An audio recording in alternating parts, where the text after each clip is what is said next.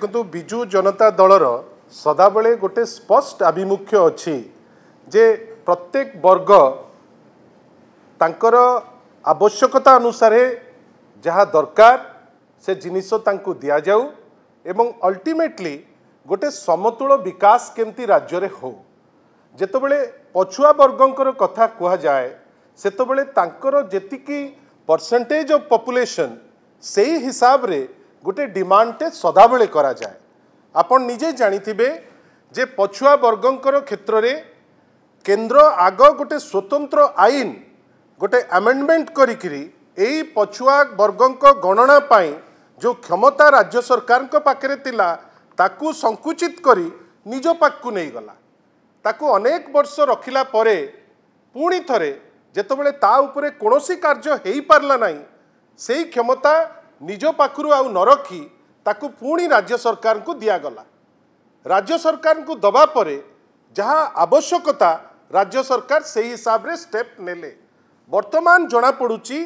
जे तांकर आवश्यकता अनुसार जिनिस पहुँचेबा पाई गोटे कास्ट सेंसस रो आवश्यकता सारा देश रे गोटे अनुभव करा जाउची जोथि पाई ए डिमांडटी करा जाउची। आमे आश्चर्य जे भारतीय जनता पार्टी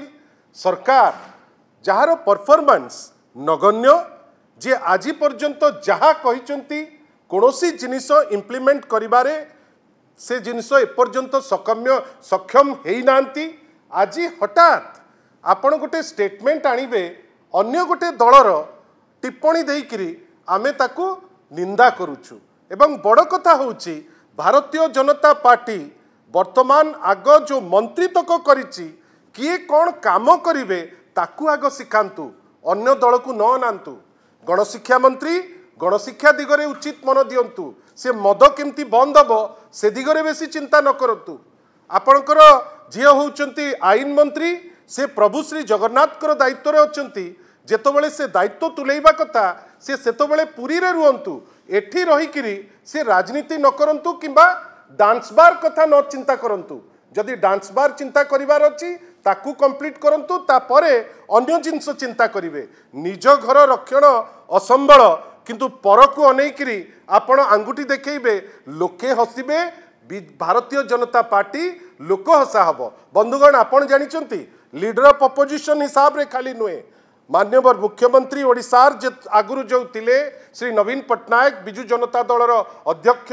वर्तमान जे अछंती लीडर ऑफ अपोजिशन जेतबेले थिले चीफ मिनिस्टर सेतबेले एक नंबर मुख्यमंत्री थिले। आज लीडर ऑफ अपोजिशन हिसाब रे प्रत्येक स्टेप जा नउची भारतीय जनता पार्टी विचलित हेकरी रहउची बाट पाउनांती से माने एवं सेमानकर एमिति अवस्था आसी जाइछि वर्तमान कोनोसी मंत्री जानी पारु नांती जे तांकर वास्तव रे काम कोन। भारतीय जनता पार्टी ऑफिस रे जदि प्रेस कॉन्फ्रेंस होउची मु तो आशा करिवि जे से प्रॉपर ट्रेनिंग दियंतु तांकर एई जो अछंती नवनिर्वाचित एमएलए हेई मंत्री हेइचंती वास्तव रे तांकु जो बिल्कुल किछि आइडिया नाही वर्तमान किछि आइडिया दियंतु किछि काम करंतु एवं तांक मुख्यमंत्री को कहंतु जे निजुको सदाबेले जगन्नाथ जगन्नाथ जगन्नाथ किंबा काकू बलभद्र न सूचेई निज कामटी आग करंतु। बेले बेले तो एमती लागुची बलभद्र हामुडेइकरी पड़िला परे मुख्यमंत्री उद्देश्य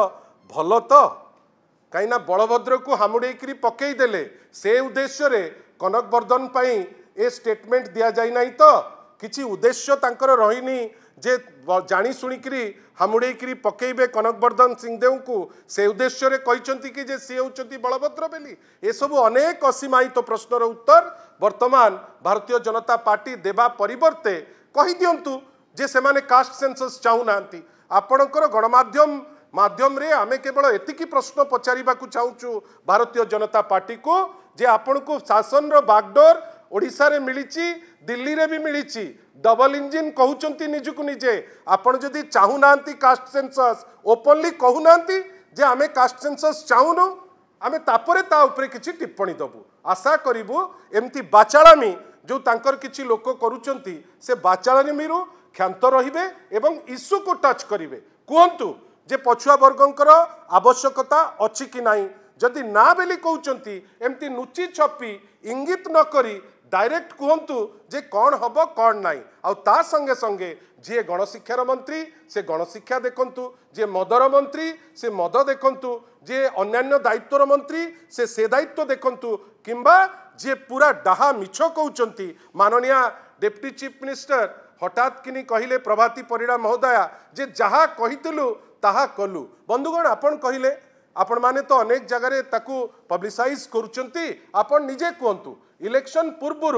लोकों को प्रलोभन दे लोकों को कागज खंदे नहीं करी दस्तखत करे आपण कहले सबु महिला को देबे सुभद्रा योजना आज 100 प्रकार फंदी फिकर काढ़ी